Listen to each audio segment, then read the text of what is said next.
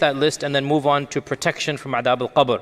So to begin very quickly, number 1 was kufr, and of course kufr and shirk. Number 2 is nifaq. Number 3, which is primarily for the Muslims, the common cause of adab al-qabr will be not purifying oneself from urine, istinja. Number 4, I had mentioned namima, which is tattletelling. Number 5, ghiba. Number 6, we had done arrogance or not? Number 6, we did arrogance, kibr. Okay. Number 7 now, arrogance and pride. Number 7, today we begin with number 7. Number 7 of the explicit reasons for adhab al-qabr mentioned in the hadith. Wailing over the dead. Wailing over the dead. And there are a number of traditions in this regard. And this is a very interesting topic as well. Umar ibn Khattab radiyallahu anhu, when he was stabbed to death, and he was bleeding to death, and he was taken to his room, and the doctor said to him, "Khalas, we cannot save you." One of the companions, Suhaib al-Rumi, entered in and he began to cry. And he said, "Wa akha, wa sahiba." This is an Arabic expression. Wa something means, oh, what a tragedy this is. Oh, how am I going to live after this? Oh, the loss of a noble brother. This is a specific type of Arabic phrase that is used when somebody dies.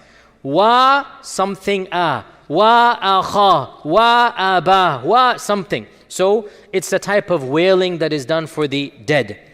Umar ibn Khattab radiyallahu anh, while he's bleeding to death, he literally has a few hours left. He says, "Oh Suhaib, are you crying over me? And don't you know that our Prophet sallallahu alaihi wasallam said, إِنَّ الْمَيِّتَ يُعَذَّبُ بِبَعْضِ بُكَاءِ أَهْلِهِ عَلَيْهِ." The dead person is punished. The mayyit is punished for some of the crying that the dead does or the people do over him. So he forbade him to wail and cry. So this is a famous hadith reported in Bukhari that إِنَّ الْمَيِّتِ, the dead person is punished for the crying of the living over him. Now, this hadith generated controversy from the time of the Sahaba up until our time. The first person to reject it in its explicit wording is none other than Aisha radiallahu anha. She said, "No, this is not what the Prophet ﷺ said. This is not what the Prophet ﷺ said." And this hadith is also in Bukhari. So this is a type of back and forth between the Sahaba themselves over what is the meaning of this hadith. And Aisha radiallahu anha said, "May Allah have mercy on Umar radiallahu anh." Yani she's not criticizing Umar, she's criticizing the memory of Umar. "May Allah have mercy on Umar radiallahu anh." Rather, the Prophet sallallahu alaihi wasallam said, إِنَّ اللَّهَ لَيَزِيدُ الْكَافِرَ عَذَابًا بِبُكَاءِ أَهْلِهِ عَلَيْهِ. The kafir, his punishment is increased when his family cries for him. Then she recited the famous verse in the Quran, وَلَا تَزِرُ وَازِرَةٌ وِزْرَ أُخْرَى. Now, before I move on, what is going on here? It's a very, very deep topic that I want you all to understand.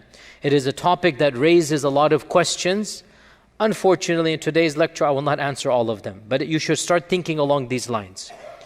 Aisha radiallahu anha is saying, how could the Prophet ﷺ say that the mayyit is being punished for the crying of the living over the mayyit? It's not possible. Because Allah says, وَلَا تَزِرُ وَازِرَةٌ وِزْرَ أُخْرَى. No soul shall bear the burden of another soul. And who is crying? The living. Who is being punished? The dead.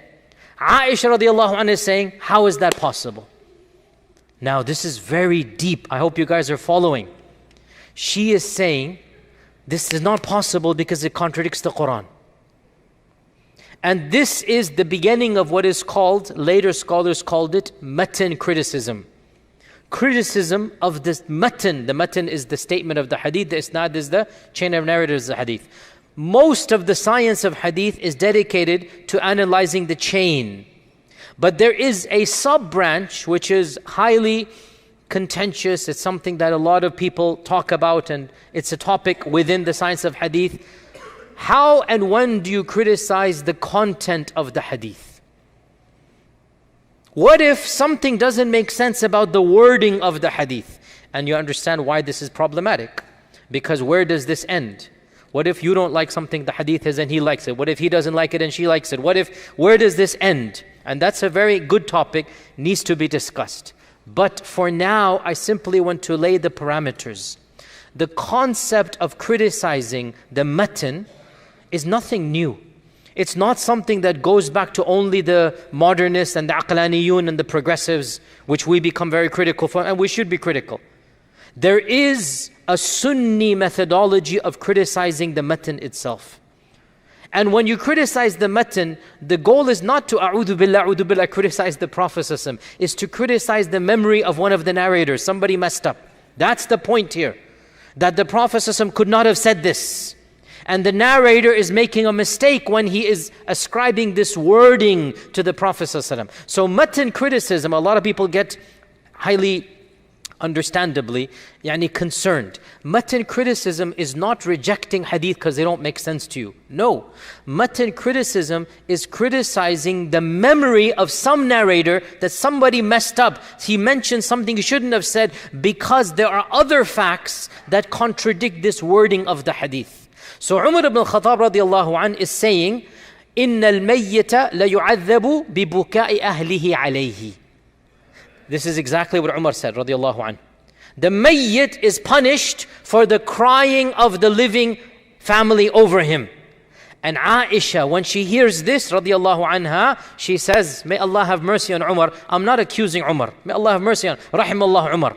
But the Prophet ﷺ could not have said this. And she mentions another hadith, which is not the exact same, but you can see that it is possible that a variation occurs.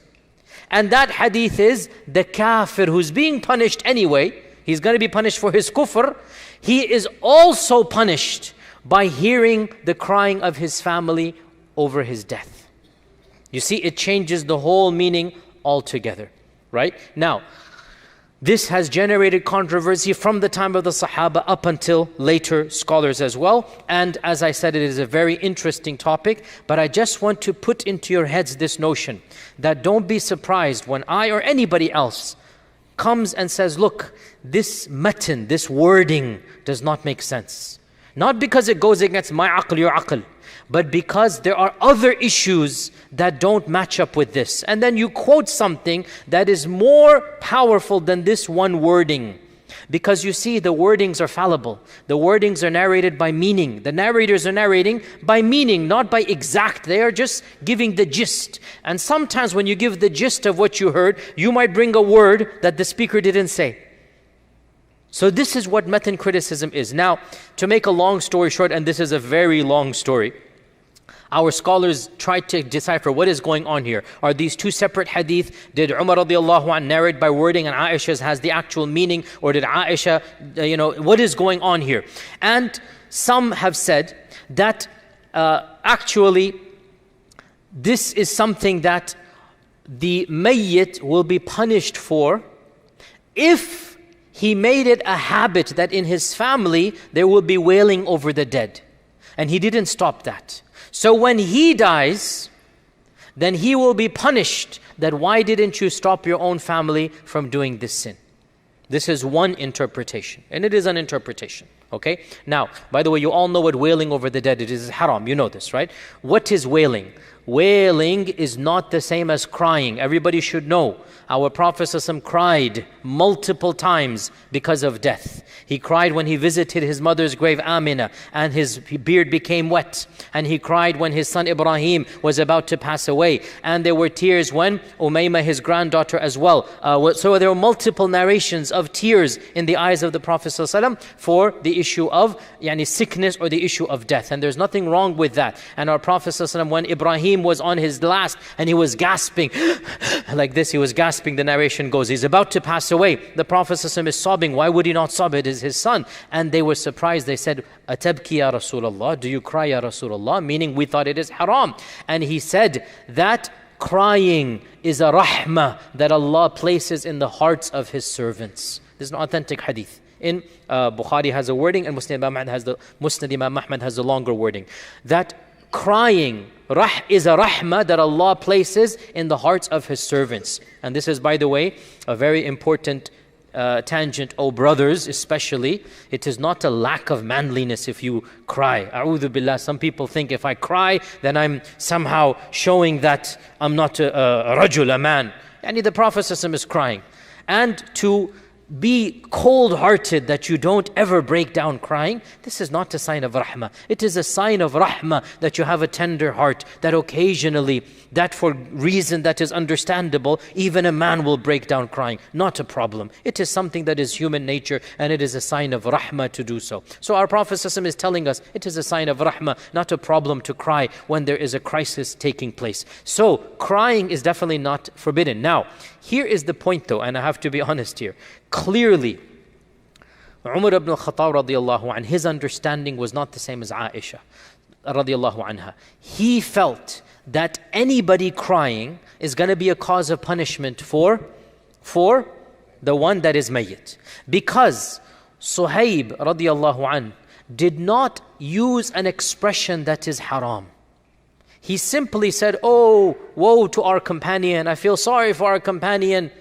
In and of itself, Suhaib radiallahu anh did not go beyond the red line. What is the red line? The red line is to say something that is essentially, linguistically or technically kufr. How am I going to live now?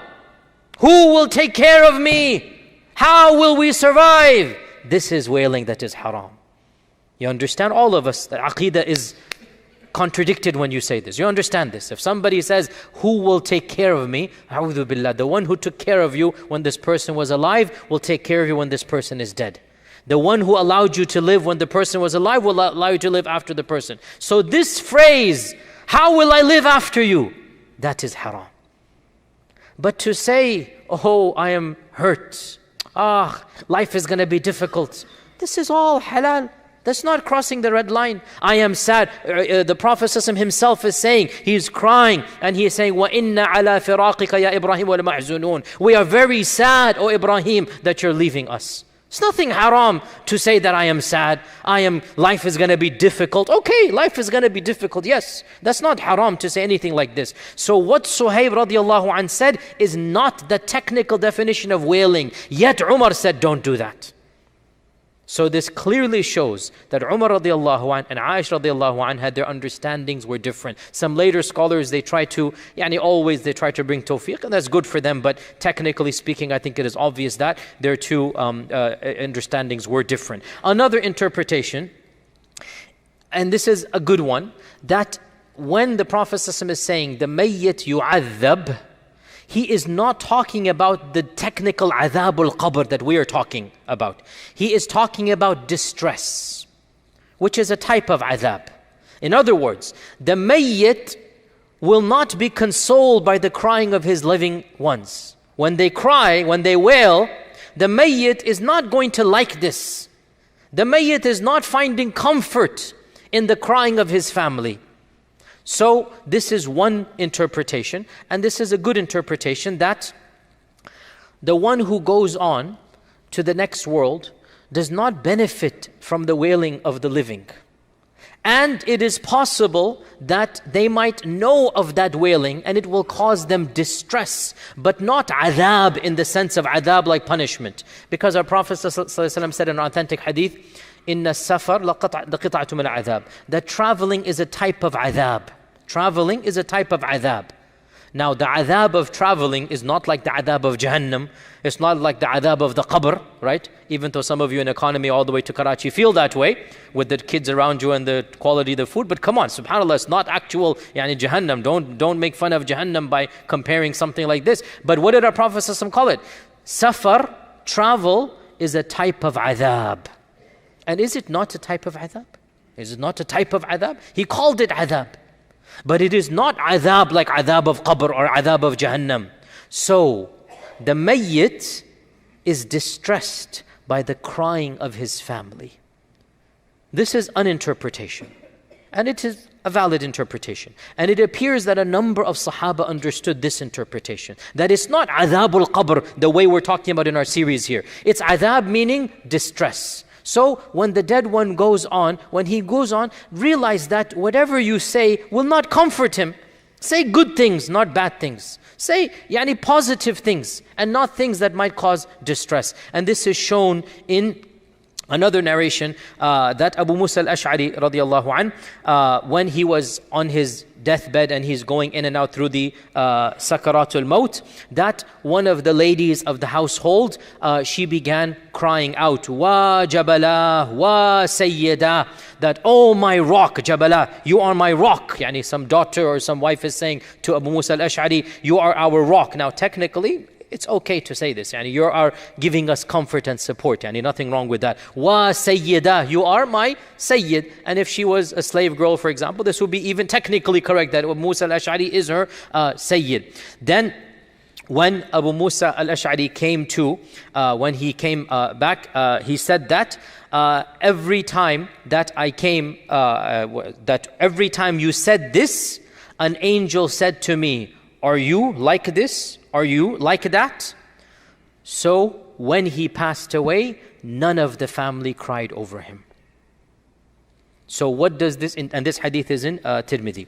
So what does this show? Abu Musa al-Ash'ari understood that, and he is actually telling us that when I was in my sakarat, when I'm coming in and out, that when you are crying that, oh, our rock is dying, oh, our sayyid is dying, an angel taunted me. Are you their rock? You understand what rock means here? Even in English we say, you're my rock. You're my source of strength. Are you their source of strength, right? Are you their leader and master? Now this is adhab in the sense of taunting. It's not adhab in the sense of actual punishment. Okay, so when he passed away, none of his family then said anything like this. And the famous scholar Abdullah ibn al-Mubarak, the famous tabi'i, Abdullah ibn al-Mubarak, he said, I hope that if the person made it his lifestyle that he did not allow his family to wail over the dead, that even if they wail over him when he dies, he will not be punished for what they have done. Okay, so long story short, there are a number of interpretations of wailing over the dead and adhab al-qabr, and I'll just mention two of them even though there are more.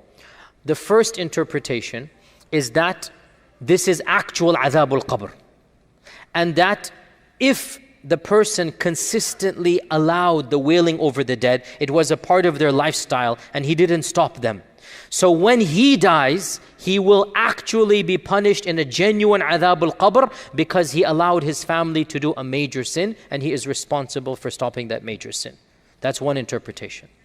The other interpretation, no, this is not adhab al-qabr in the sense of our series here. This is adhab al-qabr meaning a nuisance and irritation. That if his family or if the loved ones go beyond, not even the red line, the yellow line, they do things they shouldn't really, it's not mustahab to do, but it might not be haram to do, this person will be irritated. That this is not the sunnah of Allah. The sunnah of Allah, you are dignified. Even if you cry, but you don't say, now what did our Prophet say? I am sad you are gone, O Ibrahim. This is dignity. To go beyond this, for example, the haram thing to say is, how am I going to live? This is clear-cut haram. But the examples I've given here are in the gray area. You are our source of strength. It's not the same as saying, how will we live? But still, why say something like this? Allah is the source. Why do this gray area? So this interpretation says, if the family members say these awkward phrases, then the person will be punished in the sense, interrogated, or find it hurtful, because it shouldn't be said. So this is some interpretations of this, and Allah Azza wa Jalla knows best in the end of the day. So this is point number 7. Point number 8 of the explicit things mentioned: stealing the ghanima of the battlefield. Stealing the ghanima of the battlefield. And this is an authentic hadith, Bukhari and Muslim, in the issue of the battle of Uhud, that somebody died on the battle of Uhud, and the Sahaba praised him and they said, oh, he died a shaheed, hani allahu, good luck to him, or congratulations to him. And our Prophet said, no, he is being punished right now because the cloak that he stole and didn't declare, because you have to declare in the battlefield. The fiqh of the sharia says anything you take, it must be declared and it will be distributed equally. You cannot just hide something in your pocket and go away. This is a type of stealing from the common good. That's the rules of fiqh beyond the scope of our class. But this is what the guy did. He stole something before he died a martyr. He basically took something without declaring it. And our Prophet ﷺ said, that cloak that he stole, it is wrapped around him and it is burning him right now in Jahannam. That cloak that he stole. So when the people heard this, they began returning items they had put in their things. So much so, somebody even returned a shoelace, shirak, which is their version of a shoelace. Shirak actually is the strap that goes over your toe, right? Somebody had taken that from a dead body, right? And he put that back into the pile. And our Prophet ﷺ, had you kept this, this would have been a shoelace of Jahannam.